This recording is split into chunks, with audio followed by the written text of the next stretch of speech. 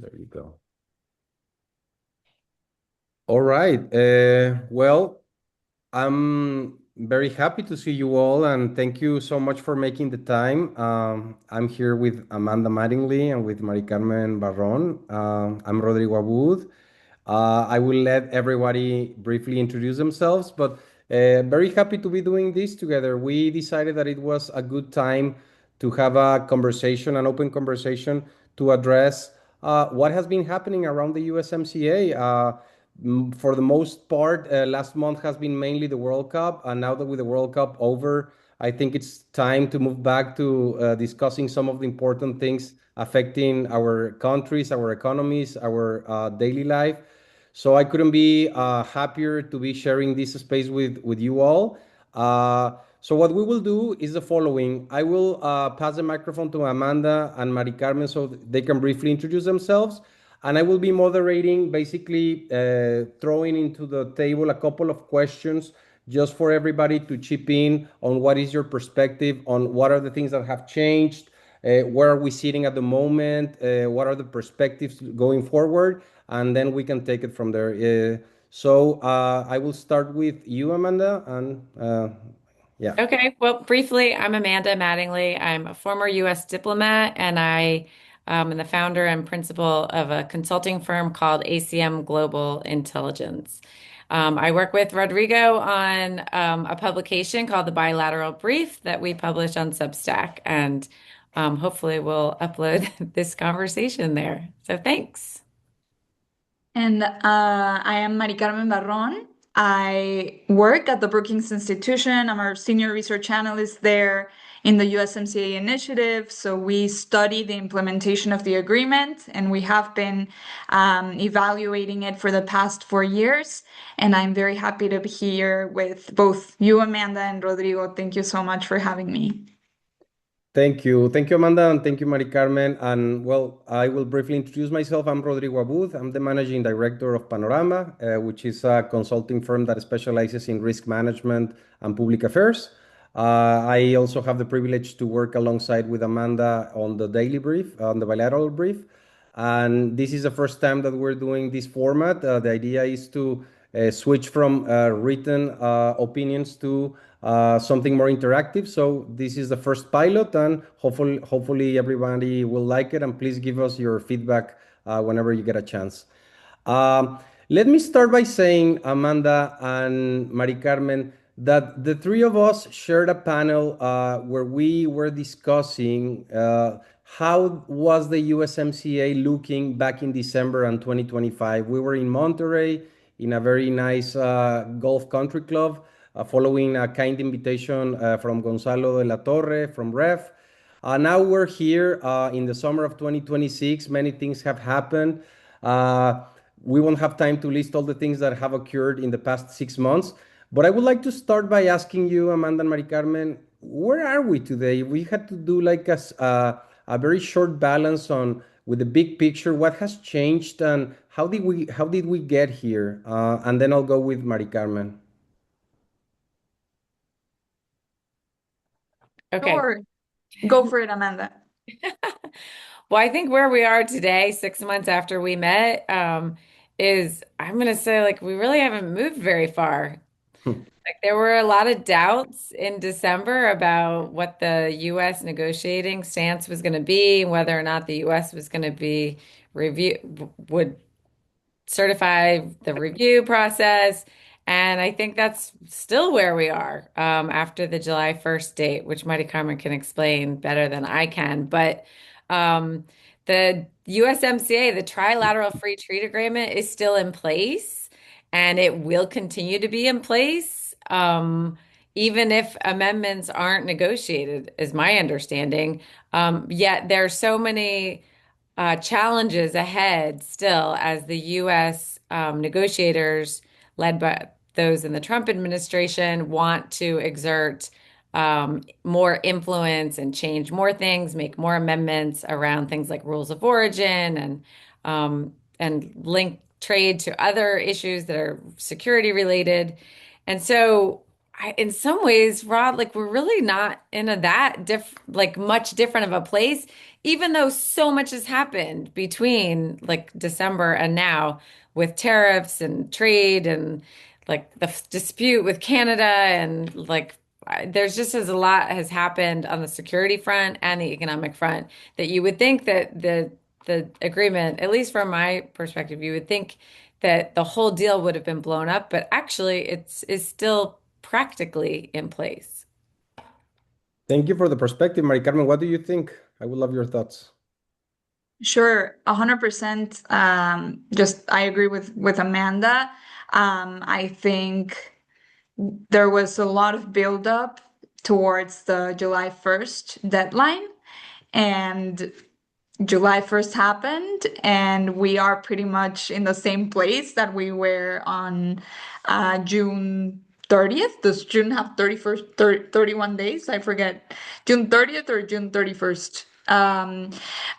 But what we can say that changed is that there are, I think, some hidden positive lights there. One is that the US is still in the agreement, right? There was no decision to withdraw. So at least the three parties are still very much on the negotiating table. And negotiations are ongoing. As we know, as we speak, the US and the Mexican negotiating teams are meeting this week in Mexico City. And so there is progress, right? There is a willingness to keep talking. And so this at least to me signals that that there is a goal that the parties are trying to move towards. I completely agree with both of you. One of the perceptions I would like to share, it's like before we came to this day on July 1st, it would appear that gradually the scenario was starting to build way before the deadline, right? I mean, there were certain signals that the US might not be in a position, that there were some concerns regarding the Chinese investments in Mexico, the deficit, the trade deficit between the US and Mexico, other regulatory concerns that they had. But in a way, when the announcement officially came out, it would seem like the US was able to convey the idea that by negotiating through an annual review, they are in a much better position to gain leverage from that. But also, from the Mexican perspective, the government is trying to convey the argument that we did not lose by keeping, as Mari Carmen is well putting it, the US and Canada still on the table. Everything is like the status quo. The only difference is like we have a 10-year window now to be negotiating year by year, a set of different things that we will be able to cover a little later during the call. So let me get back to you, Mari Carmen, and ask you, because in a negotiation table, there's always two, three multi-party negotiations. Why do you think, what were the main reasons that the US decided to not automatically renew the deal for another 16 years and instead opt for a yearly review? What were some of the reasons for the US and also for Mexico? If you could briefly share your read on both the stances, and then I'll go with Amanda to ask the same question. Sure, Rodrigo. I think you mentioned one of them, which is there's a little bit more of a sense of urgency or a little bit of sometimes healthy pressure to work on issues when we know that there are high stakes, right? So if Mexico, the US, and Canada know that the agreement is not yet renewed, there is a little bit of pressure there to address the issues that each party would like to address. In addition, as we know, the US started with a list of 54 issues for Mexico to address. That list has now gone down to 14. So there has been progress in these things that the US has asked Mexico to address. And but there's still a little bit more to do, right? And likewise, Mexico had also a list much shorter of 13 issues for the US. with things including Section 232 tariffs or the use of the rapid response mechanism. And so Christopher Sands, who is the lead of the USMCA initiative at Brookings, and myself, we recently published a blog where we discuss a little bit about this. And our conclusion is that the review mechanism was there for this purpose. It is to make the necessary changes and the necessary updates, and that's okay, right? But there are a series of challenges, including that uncertainty is a big deal, right, for the North American economy and the private sector. And I think we'll talk a little bit about that more later on today.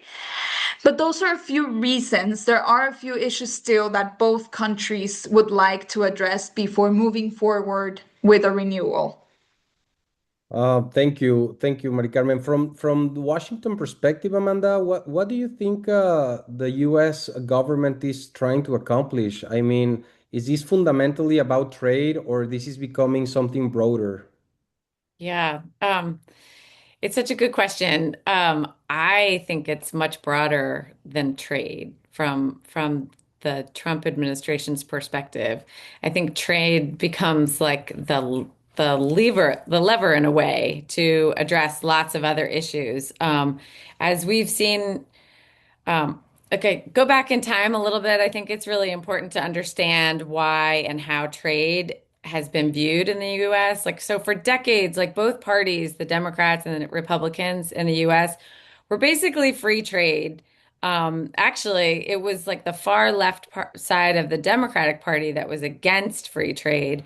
Republicans were all in, and they were the ones who originally wanted NAFTA, which is, of course, the USMCA's predecessor. It was then President Clinton who signed it. And but fast forward then to 2016, and the conversation around trade completely changed when President Trump, then the candidate, came onto the scene.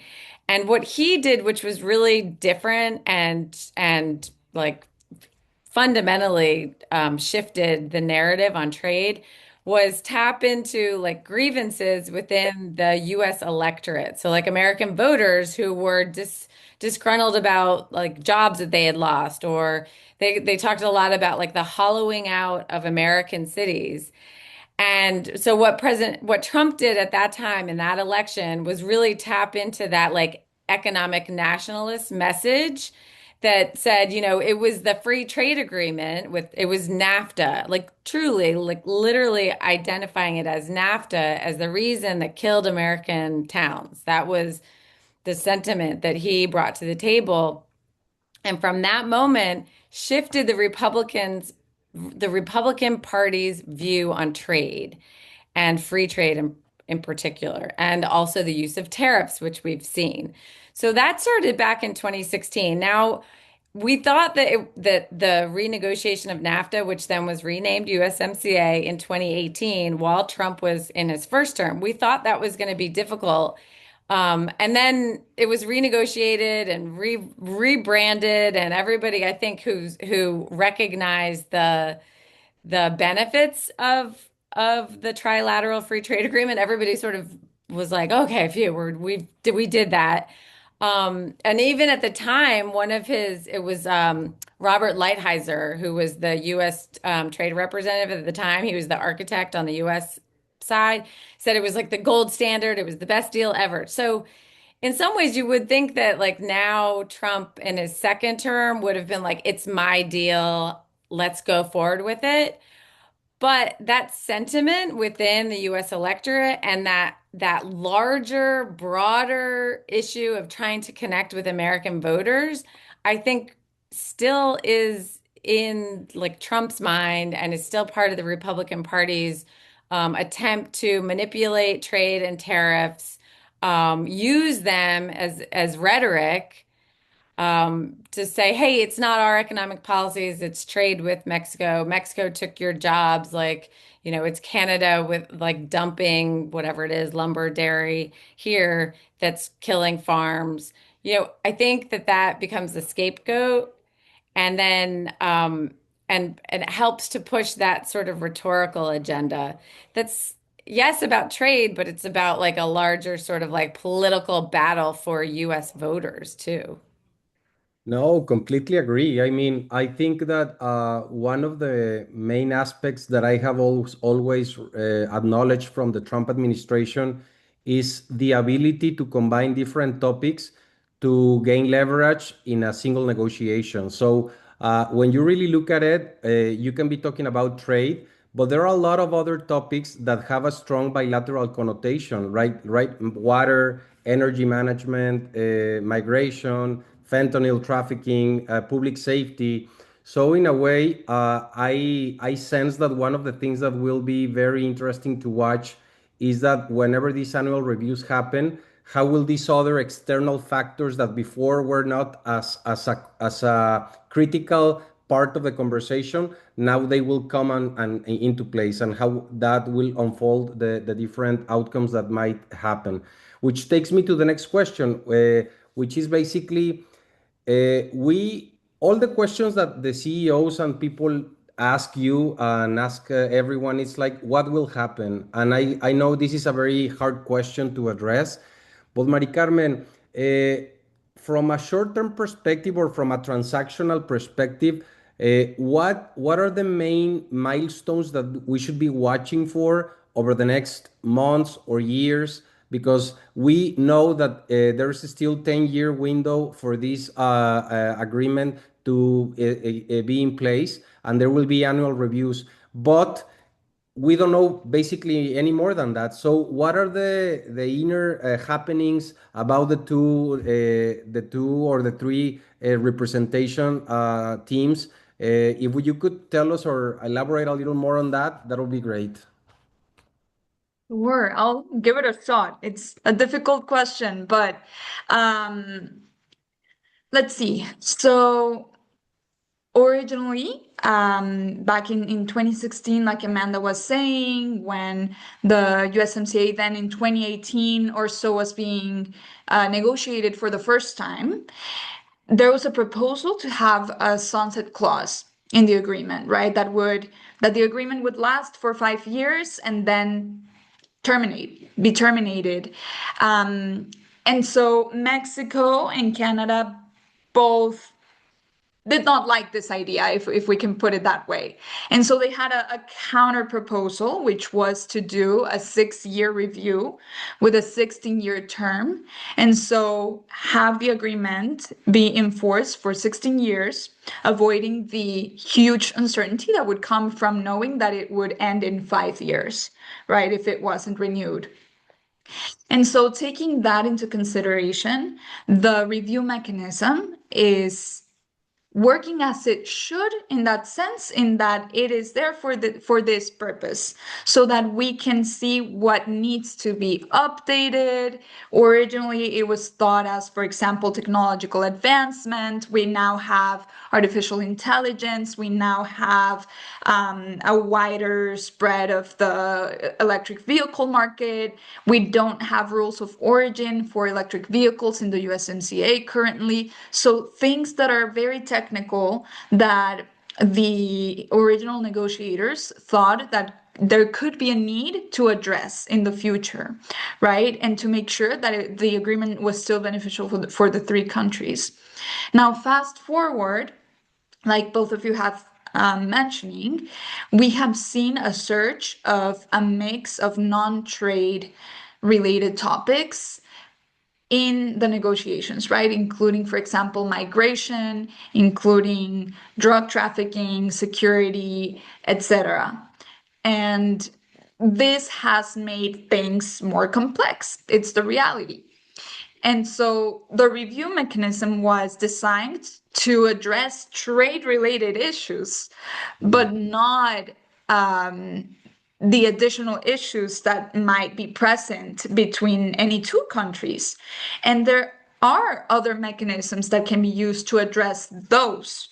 So going back to your question, Rodrigo, right now with the annual reviews, there are some say, clauses in the law that allow for some accountability. For example, the US Trade Representative needs to report at least 70 days before each annual review to Congress on what the status is. Right? There are a few things that are still very much there so that it's not fully driven by the executive. And this is important because there is still opportunity, and not only opportunity, but also I think it's important for stakeholders to be involved, to not just be on the sidelines, right? Waiting for the three negotiating teams to finally come to an agreement. It's important for businesses to stay in touch with their representatives, to continue, sending their messages. They're the primary users of the agreement. So all of that's going to be important. And I just have two quick comments, additional Sure. comments about this.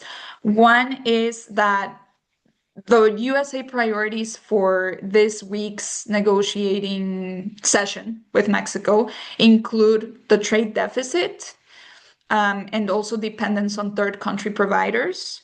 Those are two of the priorities, and those two are very complex. Why? Because, for example, the trade deficit with Canada, once you remove energy from the equation, then the US has a surplus with Canada. So there are things that we got to be really careful about what the end goal is, right? And what the US administration is trying to achieve. And then the dependence on third country providers, I think that's going to be an issue where there's going to be needed a lot of coordination between the three countries, because the three countries very much still import a lot from partners like China. That is a reality. I All was three going to say, is that a countries. euphemism for China? Yes, Fernanda, Third-party that is providers? correct. Yes. And so, right, it's gonna be challenging. There's been talk about a tariff union, right? But there are complexities to that because of the sovereignty of each country and just the competitiveness of businesses across North America. Amanda, I don't know if you have more thoughts. Well, I would just add that the China issue is very important to the Trump administration. I mean, everyone from like the U.S. Trade Representative Greer to Howard Lutnick, who's the Commerce Secretary, to Scott Bessent, who's the U.S. Treasury Secretary, to Peter Navarro, who's been banging this drum for a long time. He's economic advisor to Trump. They all are very fixated on this idea that China is going to use Mexico in particular, but also Canada, that China will use the two countries as that like back door to the US market. Um, so like flooding the US market with goods via like Mexico, for example. So like you have a Chinese entity, like a state-owned enterprise that then has a JV with an entity in Mexico, or they've even bought like, a plant in Mexico and they put the name in Spanish, but it is a Chinese entity. And then they use the USMCA to access the US market tariff free. So that is something that's like very important to the US, to the Trump administration. And here's what I'll say about I just wanted to add, if I could, I don't think this is going away. Like bringing in these other issues, like our bilateral relationship with the PRC is now part of the trade talks with Mexico and Canada. Like that's not going away, I don't think, no matter who is president next. I think yoking together these ideas of like security and trade, or drug trafficking and migration. There was even talk of the wildfire Oh, smoke from Canada is now part of the trade talks. Like, I don't see that going away either. Like the days of things being like very siloed and separate, I think are behind us. I think that I we'll agree. see whether it's a Democratic or a Republican administration. I think also from Mexico and Canada, they've seen the ability to sort of use these issues as leverage, like you said, Maricarmen, and I think that that's here to stay. If I could just cut back to, I don't want to be dismissive of American voters, by the way. I hope it didn't come off like that. Like people really do feel economic pain and they want to understand why. And I just meant to point out that I think the trade, um, can be like an easy out for politicians to say this is why, when it's not the full, complete story. It might be part of it, but it's not the complete story. And like you said, Marty Carmen, this is a time in the review process for stakeholders, companies, American companies, and individuals to express themselves to their representatives about how trade is impacting them for the good or the bad. And it's a lot of good, actually, if you really look at the numbers. The amount of trade, the amount of US exports to Mexico and to Canada has like tripled since, I mean, in the 30 years since the agreement's been in place. I mean, it's an enormous amount of growth for the US economy and for wages and for I mean, industry still, even though that's like the narrative is that industry is hollowed out, it's actually not true if you look at the numbers. So, I I just want to circle back because listening to both of you, you mentioned a lot of stakeholders. You mentioned Canada, China, Congress. So those are a lot of stakeholders, right? And my next question to both of you, it's like, is it too soon to say or to tell who wins and who loses from the current state of affairs under the current, where we are sitting from? Uh, but before you answer me that question, Amanda and Mari Carmen, one of the reflections I was doing this morning, it's like when you look at a 10-year window, what that means for US politics and for Mexican politics is that the US will hold three more presidential elections before the 10-year period happens, right? I mean, the US is expected to have presidential elections in 2028, in 2032, and in 2036.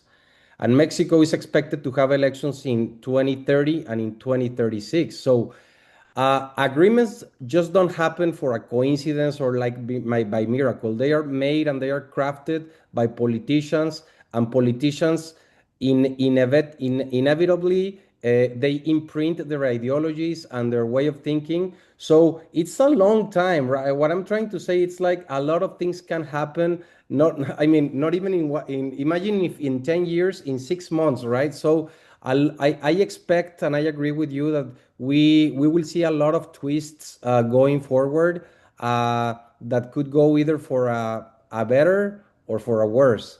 But now going back to my question, who do you think, Amanda and Mari Carmen, are the winners or the losers at this point in time? I'm gonna say I think what we lose when we do annual reviews is that stability for businesses, particularly small to medium-sized enterprises. I think they benefit from the stability, knowing that the agreement is in place. They build their supply chains around this. They source, um, goods and parts and all services where, it's best for their bottom line. And that's long. I mean, there's a lot of long-term planning that goes into that for small and medium-sized enterprises. I mean, larger companies too, of course. But I think that they maybe are can weather some of this a little bit better, perhaps, than the smaller entities. So I think that it's America. I mean, it's like it's small business owners and it's Americans, it's Mexicans. I think that they lose when there is uncertainty in the space, in the economic space, and what NAFTA and USMCA has done for now a very long time has integrated our economies and has provided stability to our economies. What do you think, I Mari Carmen? agree. Yeah. Yeah, no, I completely agree with Amanda. I think certainty is one of the biggest contributions of the agreement to the North American economy, that stability that Amanda speaks of that allows businesses to make decisions and to, I don't know, we were talking to a stakeholder from the aerospace industry, and they were saying how important their supply chains are for building airplanes. Those are very technical, very specific inputs that they need, and that they need to be at the highest possible quality. That they need redundancy for, right? And they've built trust with these partners for a long time. And so changing their providers is not as easy as looking it up and finding a new company to do business with. So it is, the stability allows businesses to do long-term planning, which then allows them to continue growing and continue investing, right, with trust. And we have seen this, the possibility of an impact on investment across the region, because of this uncertainty that the annual reviews would cause. In addition, I think there are opportunities to strengthen the continent. You know how weakness can be converted into strength. So Yeah. basically, I think this is very much the case in this moment for North America. I think this can be a huge risk that can make us decrease in competitiveness vis-a-vis the rest of the world, and especially China, if we don't coordinate ourselves, if we take too long and then risk a reduction in investment, in spending, etc., in hiring. But it could also be a huge opportunity if we, for example, coordinate on tariff alignment, for example, on specific goods, right? Specific national security related sectors or goods, or those where an investigation has been completed about, I'm missing the word, dumping, right? About Yeah. dumping or state-led subsidies from China, where we truly see and have proof of this is hurting the North American economy. If we can coordinate around those efforts based on evidence, in addition to, for example, investment screening, right?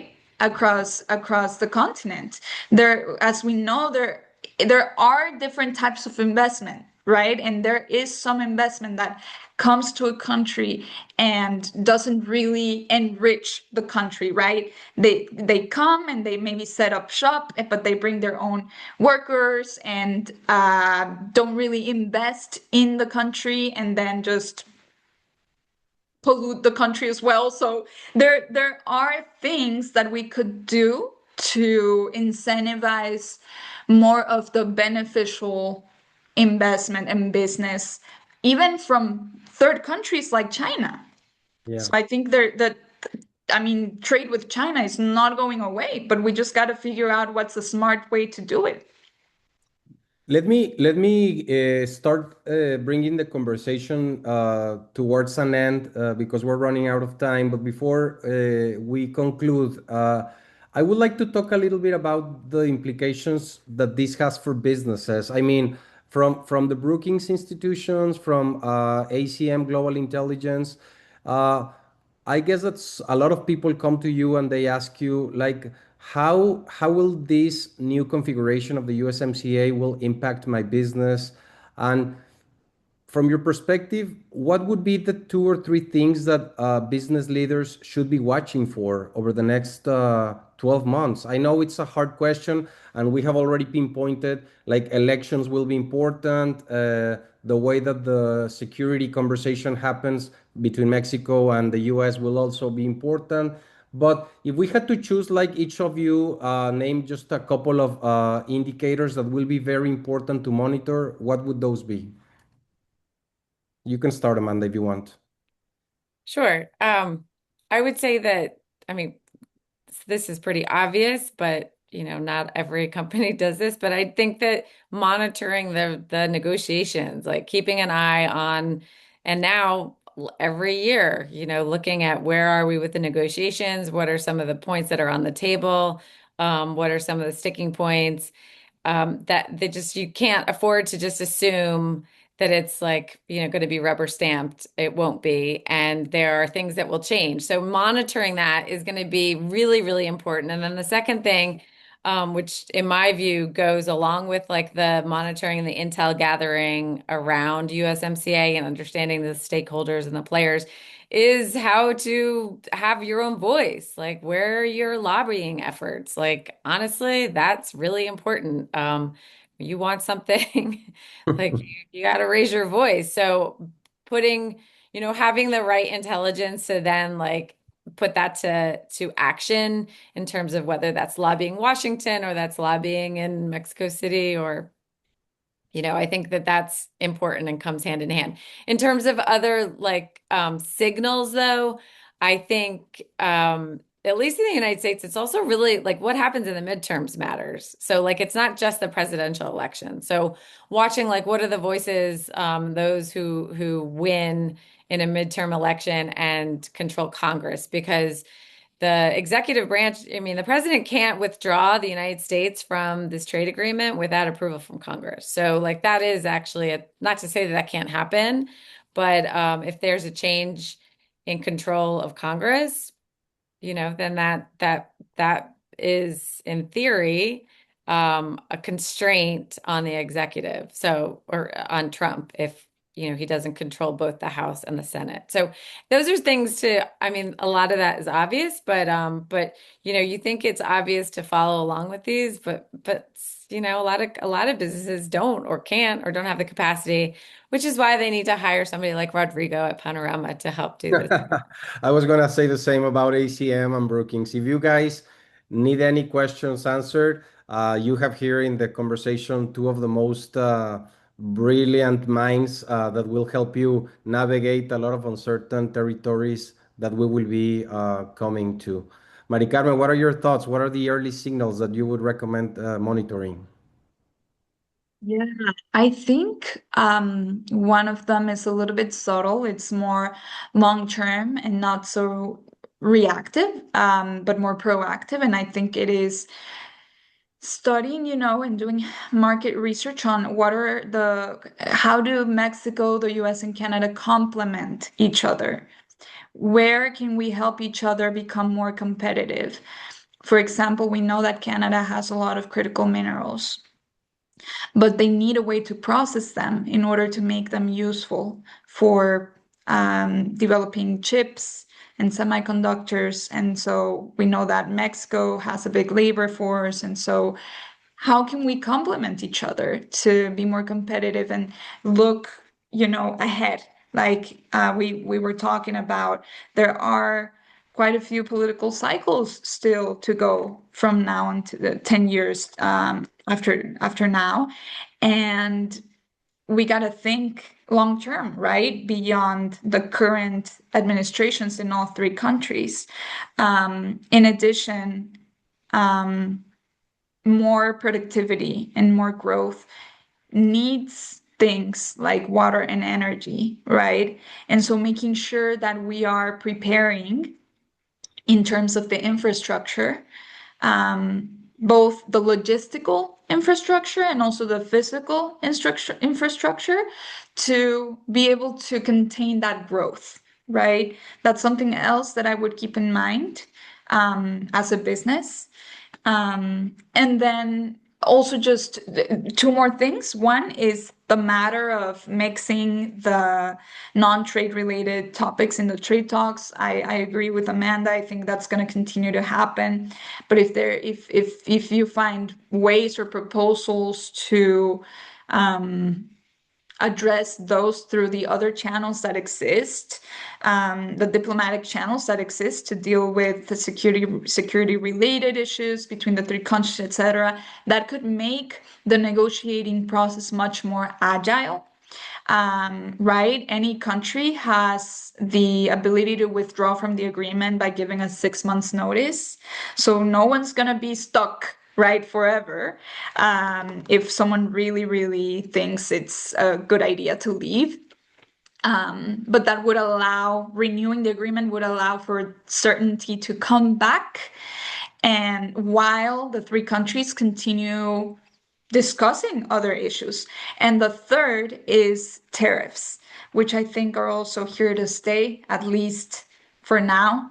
And that's something else that businesses will have to deal with. And I think the business community has become very resilient in that sense. They've been dealing with the tariffs since before 2025, but more broadly since 2025. And they're going to be here still, right? Even if the agreement is renewed, we expect or we know that there is a serious possibility that tariffs will continue in some way or form. And so just to keep that in mind in planning moving forward.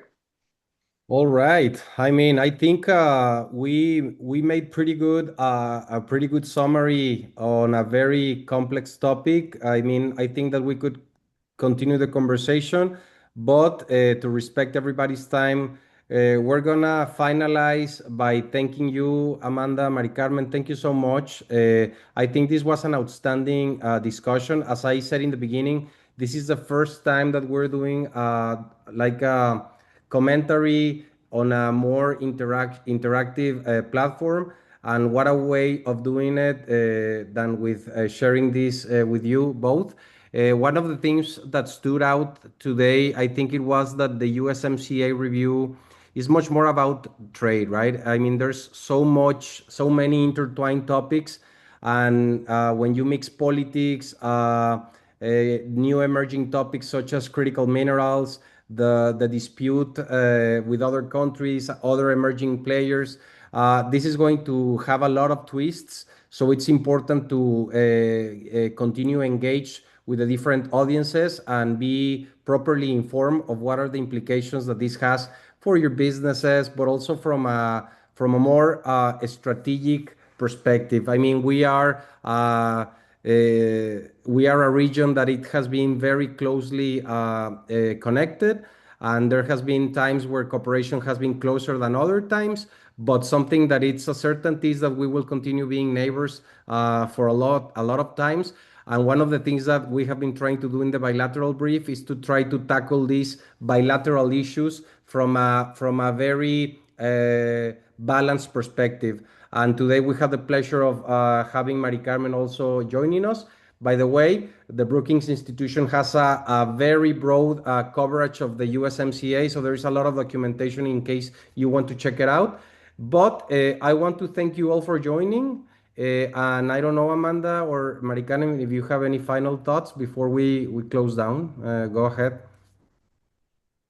I just wanted to say one quick thing, a recommendation. If you I know it's like very trendy on podcast to have a rec at the end, but here we go. Here's my recommendation is to listen to an episode of The Daily. That's the New York Times podcast.